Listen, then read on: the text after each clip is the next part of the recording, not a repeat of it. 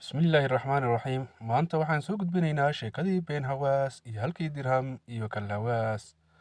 Maxaa kala qabsaday?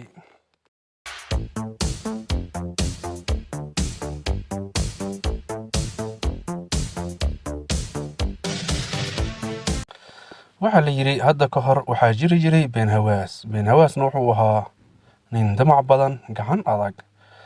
Hadda ka hor ayuu waxa uu soo shaqaystay lacag, wuxuuna soo helay hal dirham. Gurigiisii markuu imaanayay ayuu waxa uu la dardaaramay halkii dirham, asagoo dhahay dirhamow waxaan ku gelinayaa sanduuqan, waxaanan doonayaa in aad keed ii noqotid. dirhamyadan kale ee sanduuqa ku jiro ayaad ka mid noqonaysaa, idinka ilaahayna noqo mid barakaysan. Kadibna waa uu xariyey. Isxaaskiisii oo bannaanka joogtay ayaa waxa ay maqashay hadalkii uu ku hadlayay been hawaas. Wax badan ayayna lacag weydiisay oona u diiday. Si dhaqso leh ayay ku soo oroday, waxayna soo kor istaagtay been hawaas oo halkii dirham u xareynayo. Waxay tiraahday wax badan ayaan waxaan ku su'aalanay in aana siisid lacag. Gabadhaadana waxaa og tahay waxay u haystay xalwo, wax badan ayayna ku weydiinaysay. Adiguna waxaad dhigaysay hal dirham ma hayo. Waxaan oo lacagna waa ay ku xareysan tahay, ayada oo indhaha ay soo istaageen. Gabadhii oo dhalayna meesha ayay soo istaagtay, ayada oo doodii aabe iyo hooyo maqashay.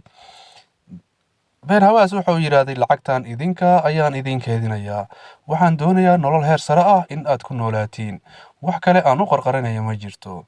Waxa ay ugu jawaabtay maxaan ka faa'iidaynaa maanta haddii aanan baahideenna aadan wax uga qabanaynin, oo gabadhaada in muddo ah ayay ku weydiinaysay in aad siisid lacag.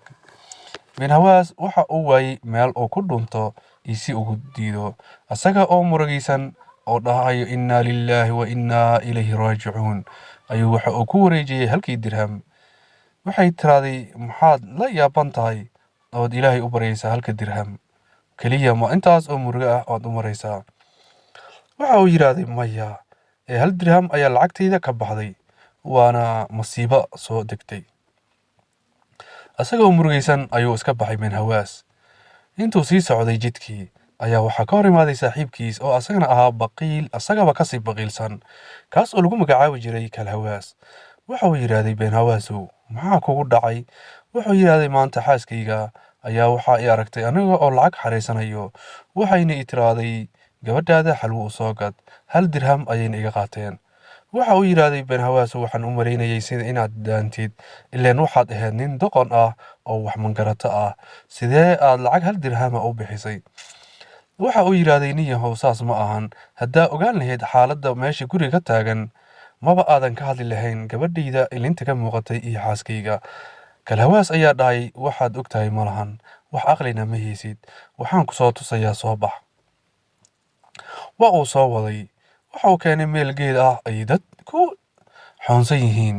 Nin ayaa ciyaarayo, ninka waxa uu samaynayaa kaalfooto, gacmo socod, qaamaroogad, marba action ayuu samaynayaa.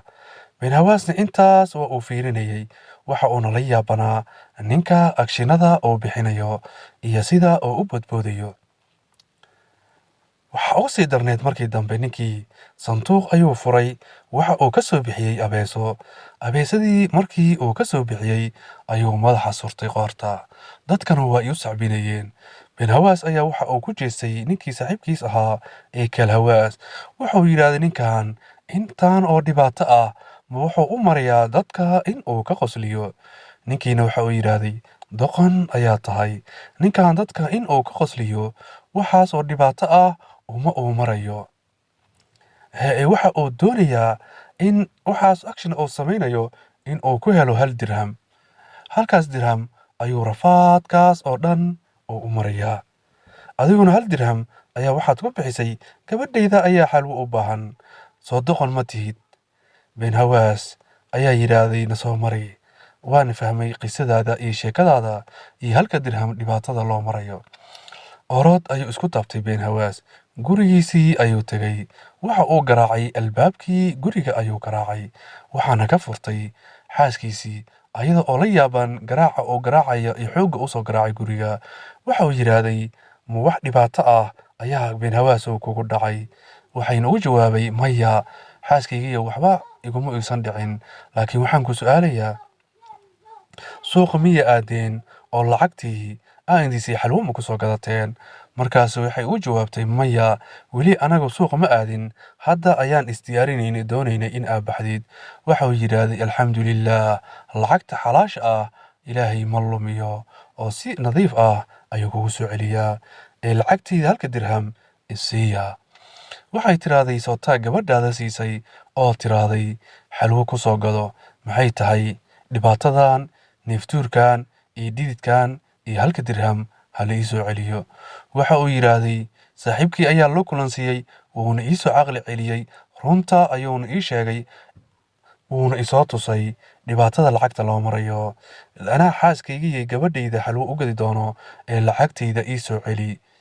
Wuxuuna ka qaatay 1 dirham ayadoo aad iyo aad ula yaaban oo dhehayso qofka baqiilka ah weligiis ma waantoomo, ayadoo dhehayso kuna sii calaacalayso in uusan gabadha niyad jabin.